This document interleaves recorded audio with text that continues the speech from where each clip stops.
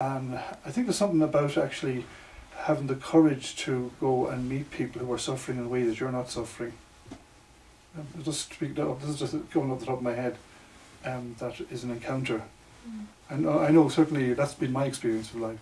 I've encountered God when I've had the courage to go, and the experience, for instance, of people in Dublin's inner city dealing with the whole drugs problem.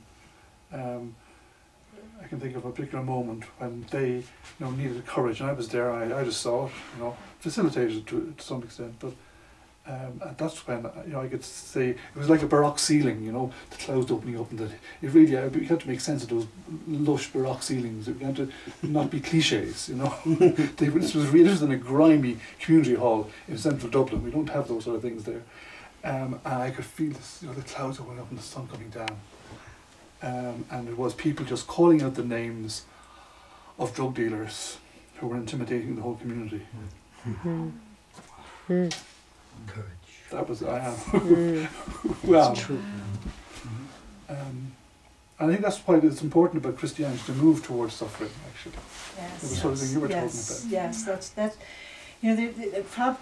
really, I'm so glad you brought that up, because it's such a second-person, heartfelt kind of perspective, and I'm glad you brought that up, because it's so much experience, because mine was so much more conceptual, my response to that, because the Buddhist notion of suchness is what really helped me with the notion of I amness, because it's something that that can't be named. There's an I amness, and that first person of God, first, second, third, the I amness.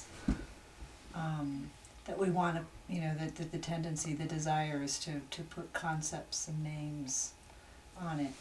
And when Moses, in the myth of Moses going up the mountain, was asking God, who should I say that I saw? It's like I am.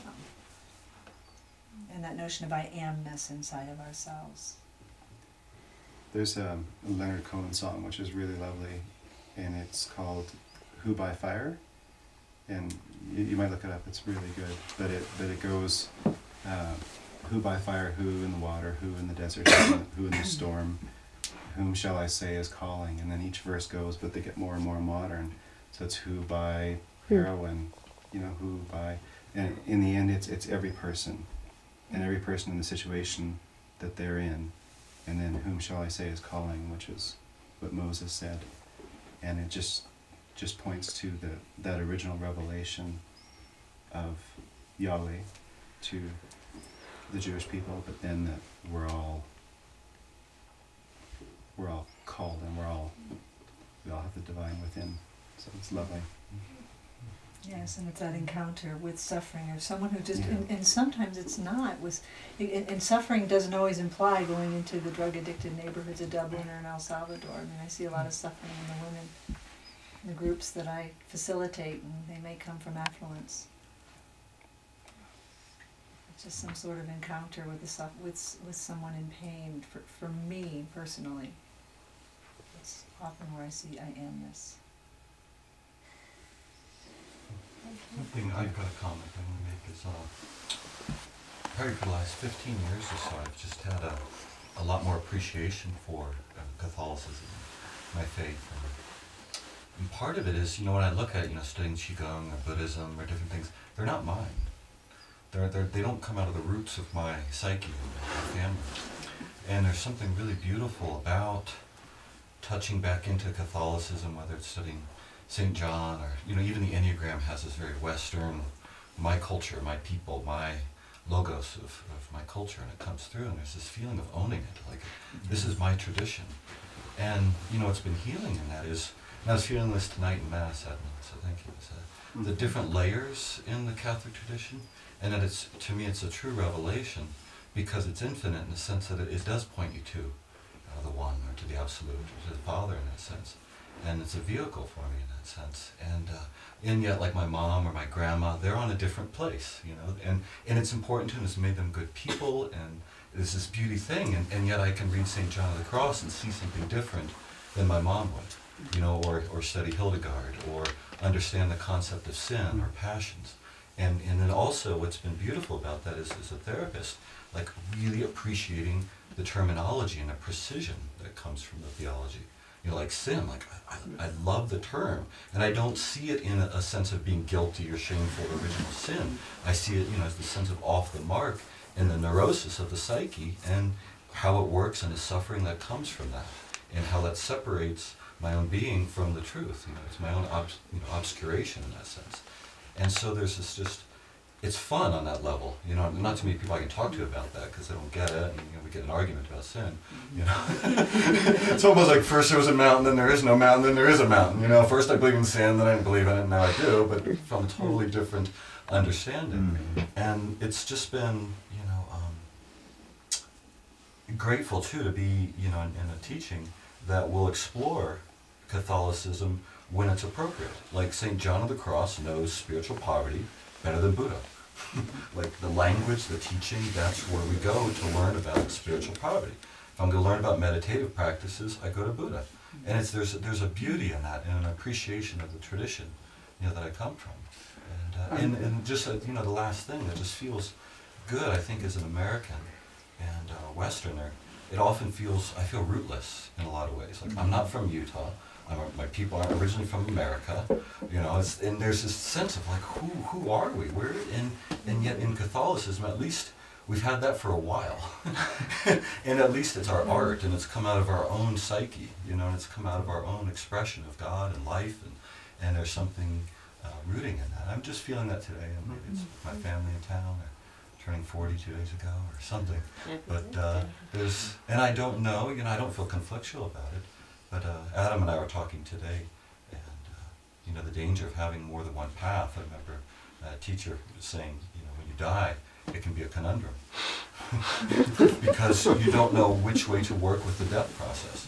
It's almost like having two lovers, and you don't know who to marry. And so there's a part of me that's like, wow, what do I need to do with my Catholic tradition? Do I need to go back into and investigate it and understand, and maybe join back in with the church in my own way? I don't know. And that points to what you're saying, Rob. It's like, for me, it's embracing the tradition with our intelligence and awareness that's going to actually grow it. Not trying to convince other people that they should be more tolerant, but actually seeing the mystery of St. John and living it, bringing it to life again, the tradition, instead of just... I think one of the beauties of Catholicism is it can grow. Yeah. And it always, it's taken on board Plato and Aristotle and so on.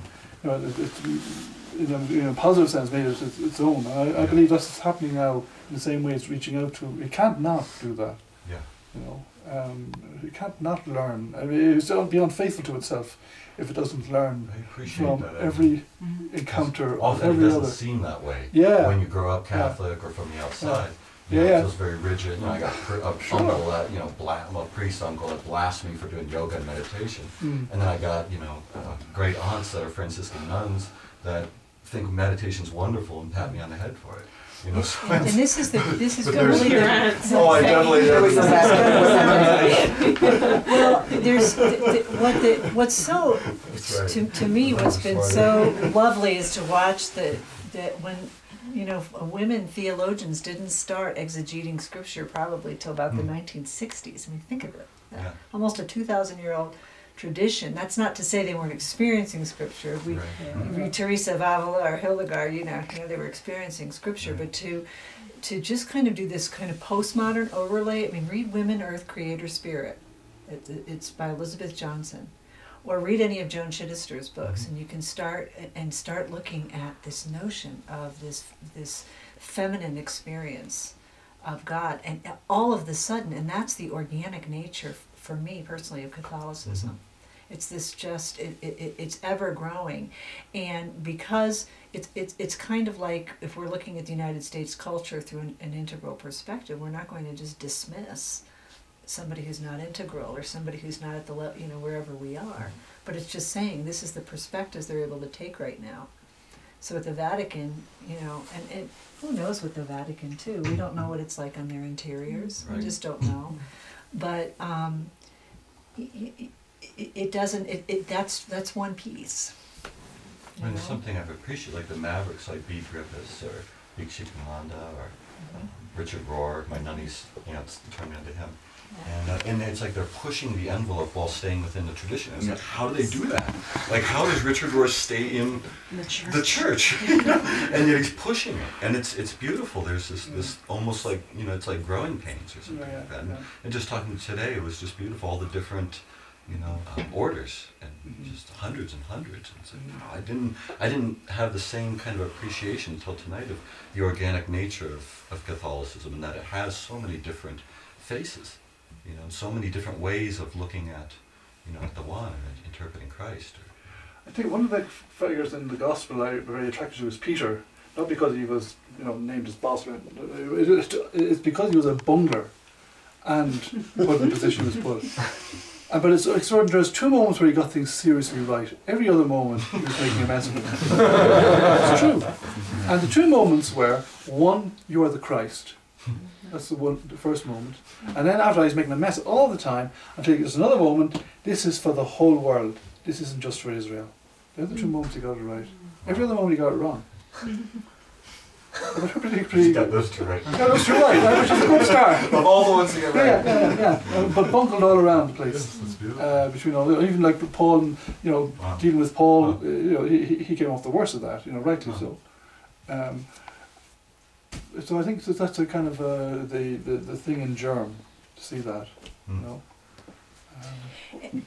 And just to understand too, just the projections that each of the evangelists, they wrote the synoptics 60 years after the death of Jesus, and their own projections as they were writing. When I was reading John of the Cross, when I first encountered John of the Cross, I really didn't like him, because I felt so guilty as I was reading it. And all the stuff I was projecting onto John of the Cross, and then I was also realizing, whether I was reading he or Thomas Merton, both of them, just this sense of their kind of, they were just working it out.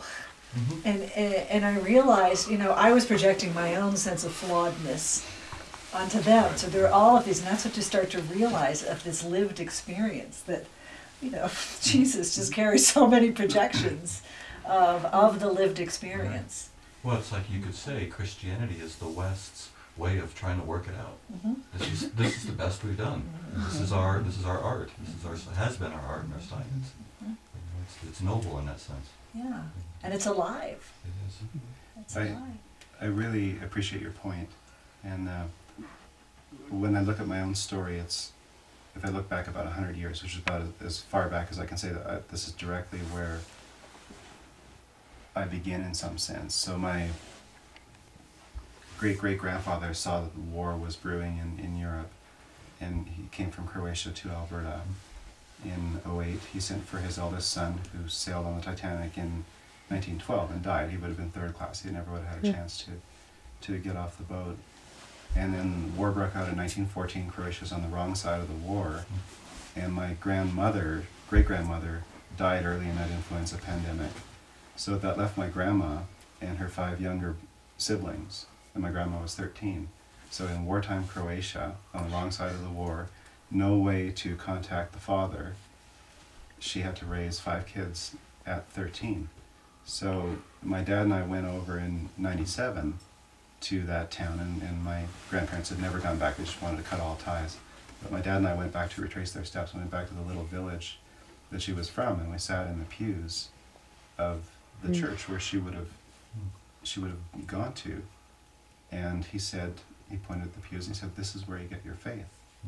Because those moments for her cemented her faith, and she gave it to my dad, and he gave it to me. And so that's my story back about 100 years, but we've all got a story that's very parallel to that in some way, that brings us to the room tonight, and brings us with a tradition that we might be, to some extent, recovering from, or having to have some distance from, but it's in our roots, and whether we come back to it in some full way or not,